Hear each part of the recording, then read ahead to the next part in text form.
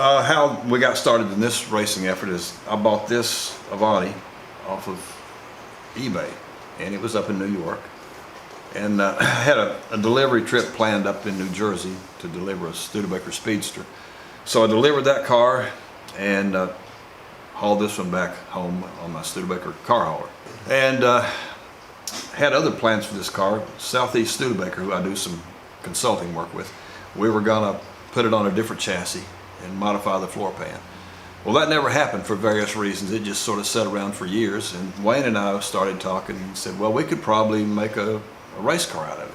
Kind of interested in land speed racing because Studebaker has been known for setting records at Bonneville and various other venues for going fast. So we decided in 2009 we would drive over to Maxton, North Carolina, which is where they were, East Coast Timing Association was running speed trials. We drove the yellow Studebaker Wagonaire over there and see what was going on, and decided, yeah, we can do that. Wayne said he'll provide the engine and transmission, and I provide the car. So the plan was to build an Iron Duke type Pontiac Super Duty 4-cylinder engine to put in the car, and a 4-speed transmission, and a quick change rear end. Well, long story short, the engine didn't work out. It had a crack in the head or something when we fired it up. So the car sat for about 6 months trying to figure out what to do. I had a Studebaker V8 block and a 259 crankshaft, and I thought, well, as an economy effort, I can build a 259 engine and put in this car and run down an E class for engines less than 260 cubic inches.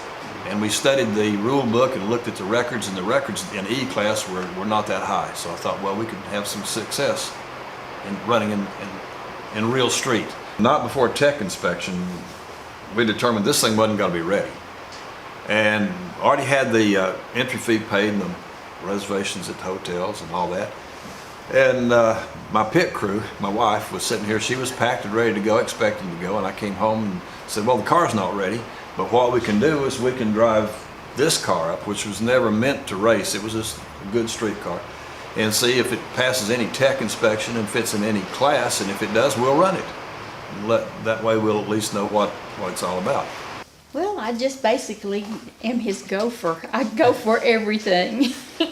I just sort of keep things together and try to help him whatever he needs to do, I'll do it. Like put the air dam on and change classes if he needs to change a class or go pay the money. So we drove this up there. This was the inaugural event of Wilmington. At Wilmington? The Wilmington Mile, the Ohio Mile. So we didn't want to miss the inaugural event the first time. So this was the first Studebaker to run in the Ohio Mile in Wilmington. And the first pass, it did 125 point something. And I thought, well, gee, you know, if it's going to run that good, maybe I should unload the trunk and get all the junk out of the trunk. So I did that, and next pass was 127 and some change, which happened to be a record in that class. And so anyway, we drove that car up there and ran it. And that was in April of 2012. This car still wasn't ready by the last race of 212, so we went back and ran it again. And it did well. And then went back in 2013, this one still wasn't ready. So we went one time in 2013 with this car and set one more record, and then we retired it. But the funny thing, the first time we drove it up there, it got 21.1 miles per gallon on the road. And by the time we got back, including the passes down the Ohio Mile, the wide open passes, it got over 18 miles per gallon round trip. To run in real street, the car's got to have all the correct equipment to drive on the road. Turn signals, horn, headlights. It's got to be licensed and insured. So you can run in gas real street or fuel real street with this car. You can also run in classic production. In order to run in classic production, all the body panels have to be unaltered. And it has to have an engine like would have come in the car. It can be a different displacement, but it has to be the same basic engine design that would have been available in the car. So there's 2 or 3 more classes you can run in there. And then classic gas altered. They can run it classic gas altered by covering the headlights and the grille. That's one of the ways you can run it altered.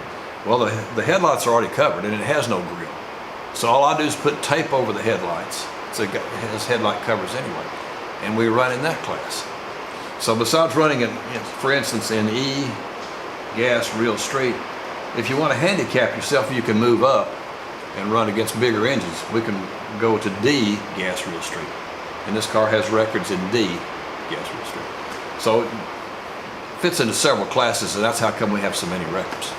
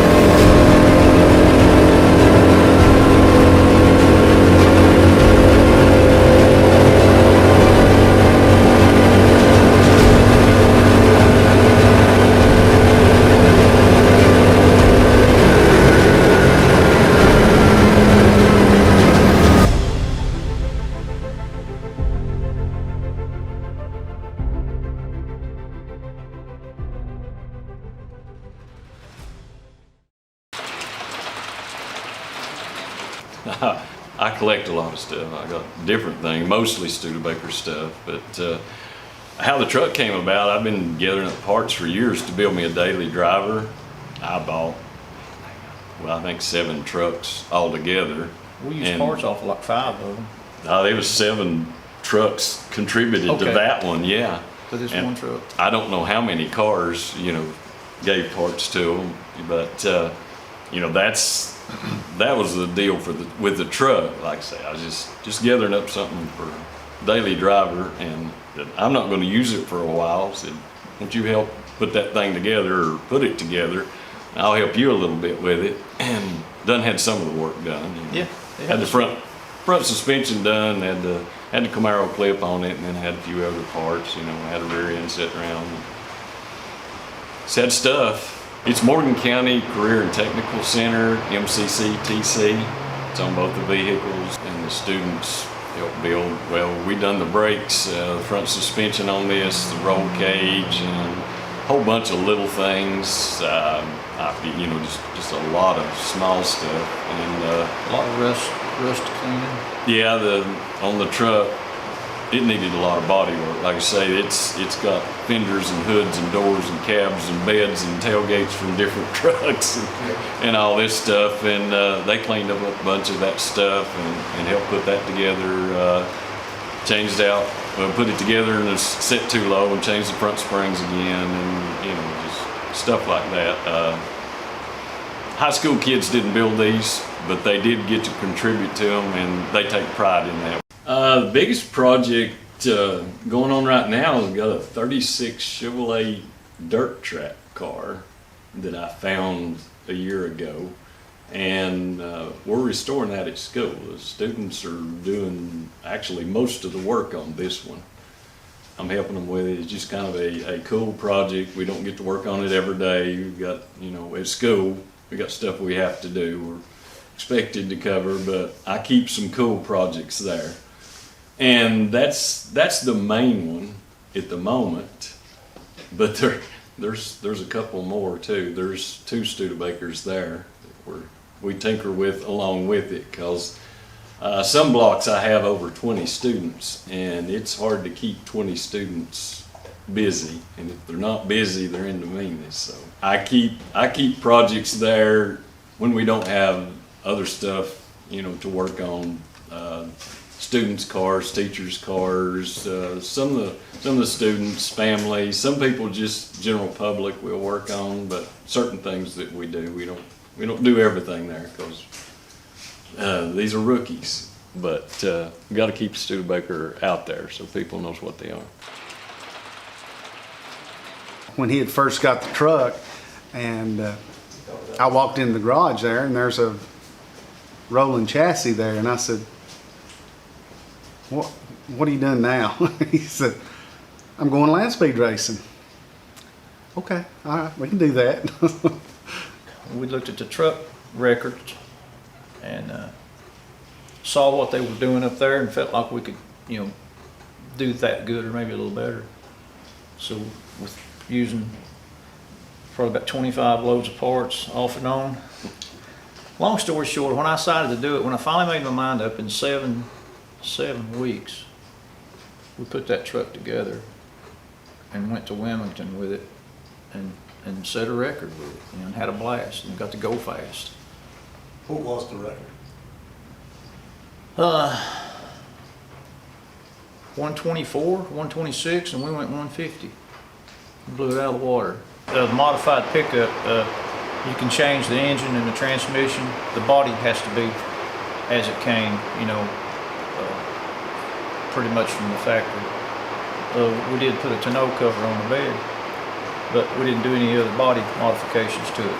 We lowered the stance of the truck, of course, changed the suspension, but you're allowed to do that in a modified pickup. It's not like a modified production, it's modified pickup. Now that I'm retired, I don't have a schedule really. I mean, Russ is still working, so he had a set time that we'd work to in the night, and usually that was 9:30 or something like that, and then we come back the next day. We worked. It was about a 2-week lead up to when we got the truck, and to get it prepped, get the engine set, and pretty much everything was there on the truck except the engine from when he ran it at Wilmington 2 years ago. So we got the engine from Phantom Race Engines, and then we put the motor in, got everything set, and then pretty much we were ready to go within 2 days of the meet. Same year, I had the 3 records. I'd set the 3 records permanently because it was the last meet in Ohio, and then when we went over there, they were open for Arkansas, so we pretty much just set them. We beat them at over 20 mile an hour, but we had 100 something more horsepower. A whole different engine and everything this time.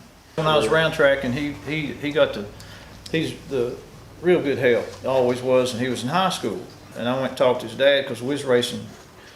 To me, it was traveling. It was 100 miles. We was going to Bulls Gap, Newport, and that. And he was still in high school, so I went and talked to his dad. Said, look, I want to make sure it's okay with you, before we go, because we ain't gonna be getting back to 4 in the morning and stuff like this. And he felt comfortable letting him, go with me. So he raced with me 2 or 3 years, and off and on different times on later. And he ended up later on started building engines, and he owns an engine company now and has a lot of motors out and having a lot of success. So I went to him and asked him, told him what I was doing with this, and having fun, going fast, and if I could use one of his house engines. He's got a couple of house engines out that he helps let people use them to see, helps him sell motors. And he said, yeah. He held one out for me for that week. So I went and got it and used it. It was a horse.